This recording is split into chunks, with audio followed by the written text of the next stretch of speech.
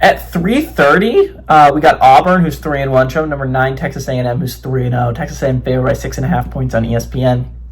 Jackson Arnold has gone 69-101, thrown for 721 yards, 5 touchdowns, 0 interceptions. Jeremiah Cobbs had 52 carries for 375 yards and 4 touchdowns. Cam Coleman's had 13 catches for 237 yards and 2 touchdowns. For the Aggies, Marcel Reed has gone 58-99, thrown for 869 yards, 9 touchdowns, 1 interception. Le'Veon Moss has had 33 carries for 168 yards and 4 touchdowns.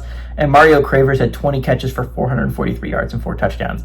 A&M is 8-7 against Auburn all time. Last game did go to Auburn in 2024. I'm sure you all remember that game. It was one of the most thrilling games last year, and it really knocked out any hopes of A&M of going to the college football playoffs. I mean, that's not technically true, because if they had beat Texas, any at-large hopes of going to the college football playoffs were dashed in this game for A&M last year. Home team has won the last 4 times these two teams have played. Freeze is 1-1 against the Aggies during his tenure. Elko is 0-1 against the Tigers during his tenure here as the Texas A&M head coach. Again, this is a really interesting game. I was saying earlier, Ole Miss's SEC schedule is honestly not that bad when it comes to scheduling-wise. A&M's isn't either. They have 3 more ranked teams left on the schedule, and I mean, that's not nothing. They still got a trip to Texas to end the year, and they have some other difficult games in there. But as far as SEC schedules go, as long as you don't lose to any unranked teams, you just got to beat one ranked team if you're A&M, which I mean they've proven they can do against Notre Dame, right? In week 2. So I mean, it's not like A&M. It's impossible for them to win big games. They won a big game in South Bend. Auburn's coming off just a heartbreaker, right? If you're looking at it, that was one that hurts if you're Auburn because you had it. That was a game that I feel like I was a little bit robbed for Auburn.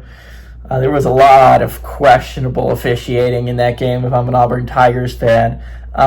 But again, I said during this stretch, there's a 4-game stretch. I've said it since the beginning of the year for Auburn that is going to determine their season.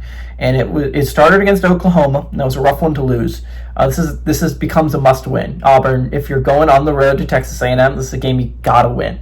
Because again, I said you got to go 2-2 during that stretch to give yourself a shot, and that would still require you to beat Vanderbilt and beat Alabama. And those are not easy feats, but I'm talking about in this 4-game stretch, you need to go 2-2. And unfortunately, you started this stretch 0-1, which means you need to go 2-1 from here on out. Starting 0-2 would put yourself in a desperate hole if you're Auburn to try and recuperate that, because again, you can't suffer a third. Auburn's going on the road to Texas A&M. They go on the road to Georgia next week. You would love that Georgia game to be losable if you're Auburn.